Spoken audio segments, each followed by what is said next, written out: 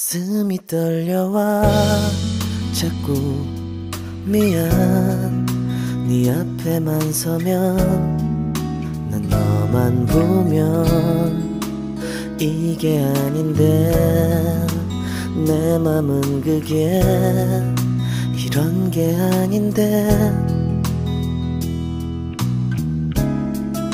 예쁘게 말하고 good morning বন্ধুরা, welcome back to my channel. আমি সঞ্চিতা তোমাদের কাছে নিয়ে চলে এসেছি আমার ছোট্ট চ্যানেল সঞ্চিতা সঞ্চয় নিয়ে। আশা করছি তোমরা যে যেখান থেকে দেশে ও দেশের বাইরে যেই প্রান্ত থেকেই আমার এই ভিডিওটি দেখছো সবাই ভালো আছো, সুস্থ আছো আর সাবধানেও আছো। আমরাও বেশ ভালো আছি। বড়দের আশীর্বাদ, ছোটদের ভালোবাসা আর বন্ধুদের শুভেচ্ছা সঙ্গে নিয়ে শুরু করছি আজকের ভিডিওটি। আশা রাখছি তোমরা শেষ পর্যন্ত আমার সঙ্গে থাকবে এবং ভালো লাগলে অবশ্যই একটা লাইক ও কমেন্ট দিয়ে যেও। আর আজকে মঙ্গলবার, এখন সকাল 6:30। আমি চলে এসেছি রান্নাঘরে আর তোমাদের সঙ্গে ভাবলাম সকাল থেকেই ভিডিওটা শেয়ার করি, কারণ আজকে আমি উঠেছি 6টার সময় আর আমার যে সমস্ত নিত্যদিনের কাজগুলো থাকে সেগুলো আমি সব সেরে একদম চলে এসেছি রান্নাঘরে। আমরা যে সমস্ত গৃহিণীরা নিজেদের সংসারটাকে ভালোবাসি, তেমন আমরা কিন্তু বিশ্ব সংসারকেও ভালোবাসি।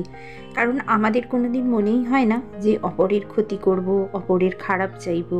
মনে মনে মুখে ওপরে ভালো কথা বলবো আর মনে মনে চাইবো যে ওর ক্ষতি হোক, খারাপ হোক। সেরকম আমরা কোনোদিনই চাই না।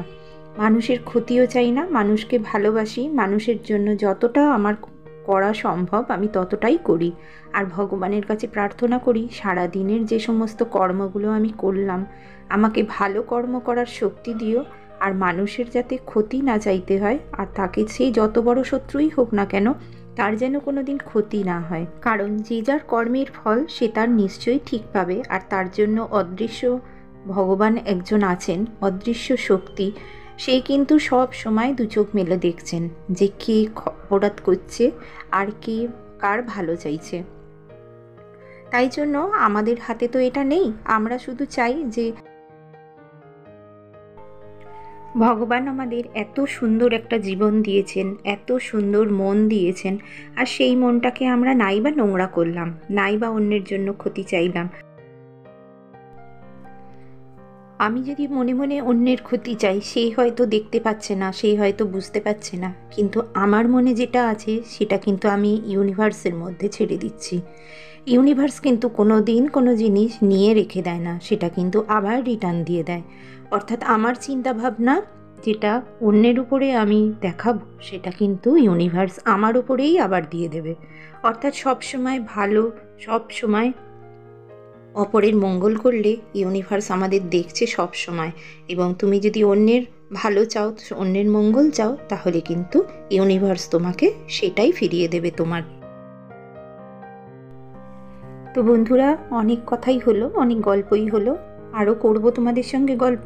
কিন্তু তার আগে দেখো, ওর বাবা সকালবেলা উঠে কিন্তু আজকে চলে যাচ্ছে পাসপোর্ট করাতে।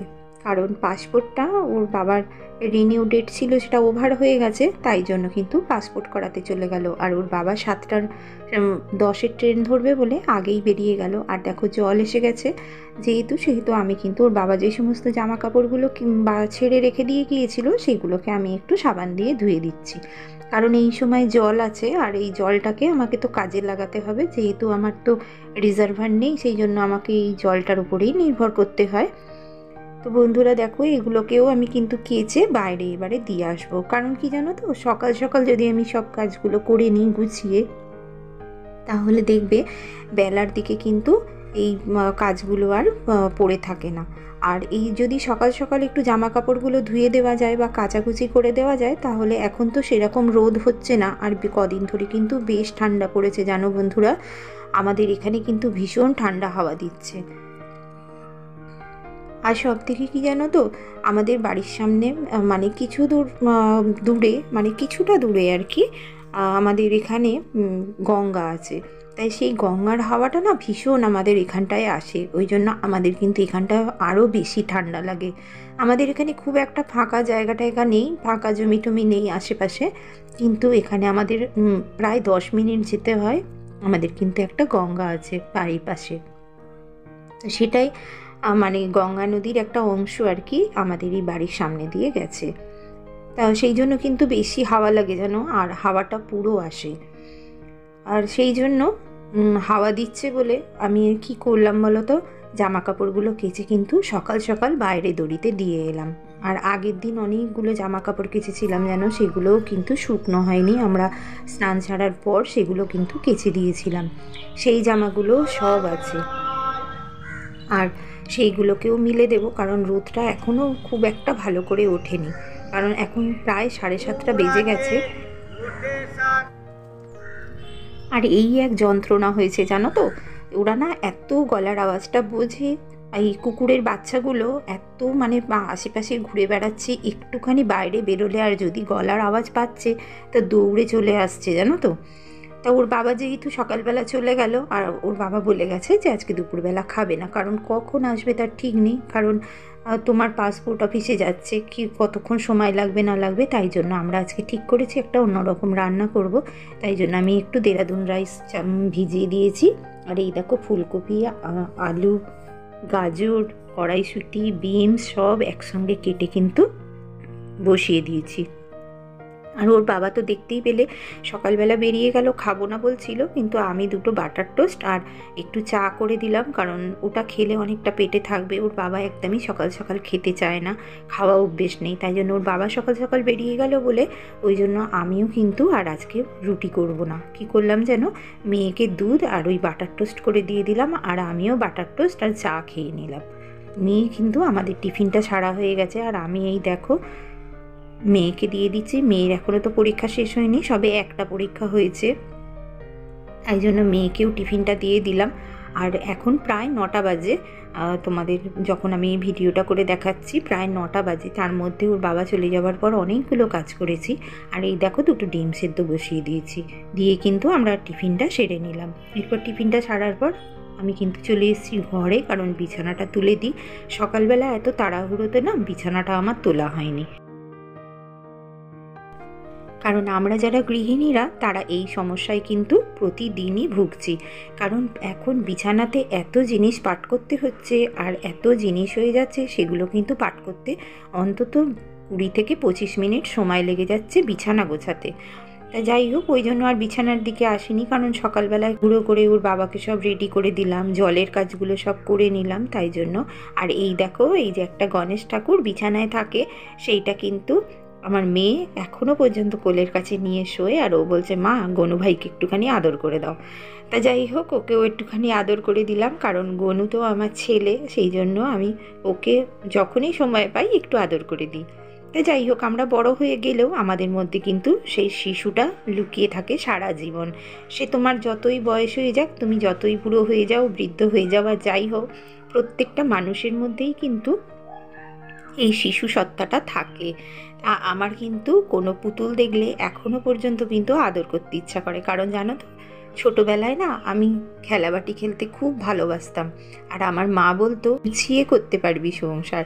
হ্যাঁ, তা সেই জন্য কি বলো তো, আমি না এখনও এই যে সমস্ত মানে পুতুল দেখলে বা কোনো খেলনা দেখলে কিন্তু আমার এখনও সেই ছোটোবেলার কথাগুলো মনে পড়ে, আর যেন মনে হয় যে এখন সেই খেলাবাটিগুলো আমাদের কাছে সব বড় বড় হয়ে গেছে। ধরো ছোটোবেলায় যখন আমরা খেলাবাটি নিয়ে খেলতাম, তখন সেগুলো ছিল ছোট ছোট, কারণ আমরা ছোট ছিলাম তখন। মায়েদের কাছ থেকে লুকিয়ে এই শীতের সময় ছোট ছোট আলু, তারপরে ধরো সেই এক রকমের লতানে গাছ হয়, সেই গাছের ফুলগুলোকে ফুলকপি করতাম, তারপরে লুচি পাতা হতো। এগুলো কি তোমাদের মনে পড়ে? তোমরা কারা কারা এইগুলোর সঙ্গে পরিচিত বা ছোটোবেলায় তোমরা খেলেছো, আমাকে কিন্তু জানাবে যদি তোমাদের এরকম অভিজ্ঞতা থাকে। ছোটোবেলার জানো তো অভিজ্ঞতাগুলো, মানে ছোটোবেলার স্মৃতিগুলো আর কি, আমাদের কাছে এমন অভিজ্ঞতা হয়ে থাকে যে আমরা পরে এইগুলো আমরা যখন মনে করি না, আমাদের মনটা কিন্তু খুব দুঃখ হয়, খুব মানে ভরে যায়, যেন মনে হয় সেই ছোট বয়সটাই ভালো ছিল। বড় হয়ে যেতে আমাদের অনেক বেশি দায়িত্ব, অনেক বেশি কর্তব্য এসে পড়ে। ছোটোবেলায় কত সুন্দর ছিলাম, মা বকতো। তারপরে আরও মনে পড়ে জানো তো, মায়ের সেই পুরনো কোনো শাড়ির যদি কাপড়ের সেই পাড় ছেঁড়া সেইটাকে নিয়ে গিয়ে পুতুলকে পরাতাম, পুতুলের বিয়ে দিতাম, পুতুলকে ভালো করে সাজাতাম।